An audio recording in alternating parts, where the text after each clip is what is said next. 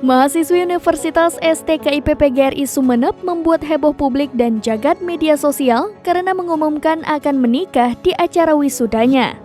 Mahasiswi ini diketahui bernama Vianolita Purnaning Tias. Video saat Vianolita mengabarkan akan menikah viral di media sosial seperti yang dibagikan akun Instagram @mahasiswangalam. Rekaman merupakan potongan video saat Vianolita memberikan sambutan di acara wisudanya. Di akhir pidatonya, Vianolita memberikan pengumuman yang membuat heboh peserta wisuda.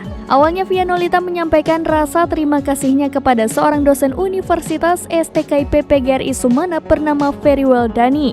Vianolita kemudian mengatakan akan menikah dengan Ferry 3 hari setelah wisuda. Hingga Sabtu 11 November 2023, video Vianolita sudah ditonton lebih dari 4,3 ribu kali. Ratusan warganet ikut meramaikan dengan berbagai komentarnya.